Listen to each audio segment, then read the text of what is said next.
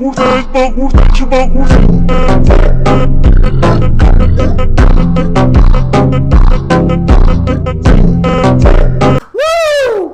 প্রতিবাদ। তবে আপনি যেহেতু ইসরায়েলি পণ্য দিয়ে পা ধুয়েছেন, তাই আই থিঙ্ক আপনার পায়ের পবিত্রতাটা নষ্ট হয়ে গেছে। তাই বাড়িতে গিয়ে পাটা ভালো করে ধুয়ে নেওয়ার অনুরোধ থাকলো।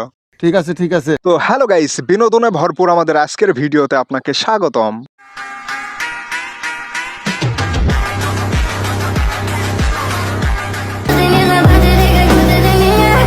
আমিও কিছু কিছু কমেন্ট এবং ক্যাপশনে দেখলাম তারা ফিলিস্তিনের পতাকা ব্যবহারের পরিবর্তে জর্ডানের পতাকা ব্যবহার করছে।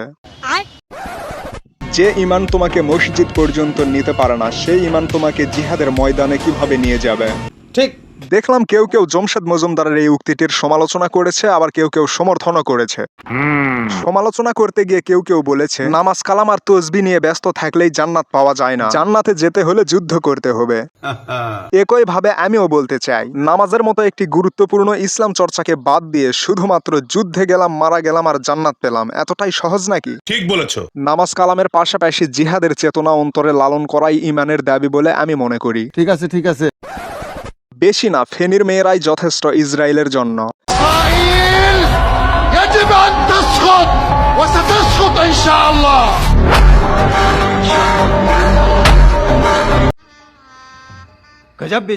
ফিলিস্তিনের পক্ষে সারা দেশ জুড়ে সেদিনের আন্দোলনটা ছিল মারাত্মক লেভেলের, তবে কিছু বিচ্ছিন্ন ঘটনা বাদে।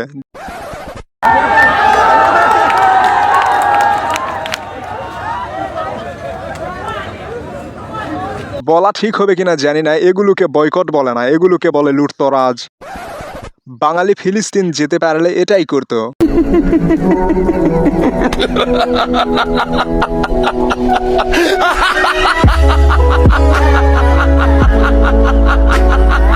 ये सब क्या देखना पड़ रहा है?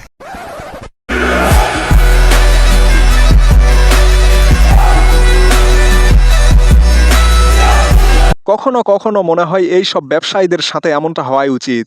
কেন? ফিলিস্তিনের উপর ইসরায়েলি আগ্রাসন দু একদিনের কথা না, বছরের পর বছর ধরে এটা চলে আসছে। তারপরেও এই সব ব্যবসায়ীরা এই বিষয়টিকে সিরিয়াসলি নিতেই চায় না, ইসরায়েলি পণ্য দিয়ে ভরে রাখে তাদের দোকান ঘর। तुम्हें शर्म है? कुछ शर्म आया है?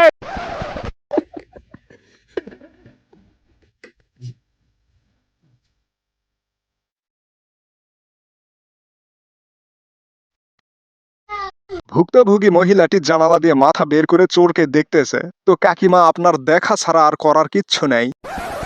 হায়রে ফ্রি ফায়ার, আগে গেম পরে ব্যবসা।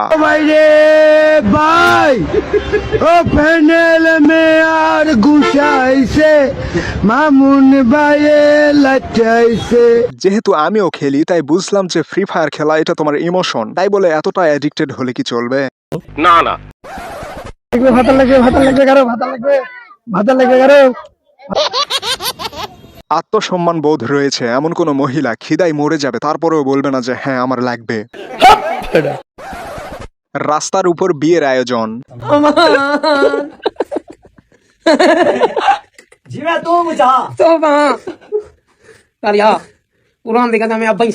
আমার মনে হয় লোকটি বাড়ি থেকে পেট ভরে খেয়ে এসেছেন, মানে তা না হলে রাস্তার মধ্যে খাওয়া দাওয়ার আয়োজন। বাইকটা পাশে রেখে বিয়ে বাড়িতে খাওয়ার সুযোগ কি কেউ হাতছাড়া করে? আমারও তো সেই একই প্রশ্ন। তবে ভিডিও করা বন্ধ করে খেয়েছে কিনা বলা যায় না। ওই জিল্লু, পাটা ফালামো, নাম ধরে ডাকলি কোন শালারে? মামা বল, জিল্লু মামা।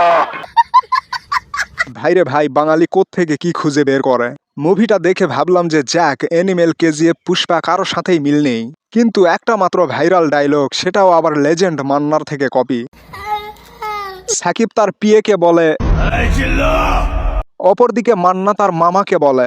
ওই জিল্লু, মামার নাম ধরে ডাকার চাইতে পিয়ের নাম ধরে ডাকা কিন্তু সহজ। তাহলে কোটি কোটি টাকা খরচ করে মুভি বানিয়ে কি লাভ হলো, যেখানে দিন শেষে বস মান্নাই থেকে গেল।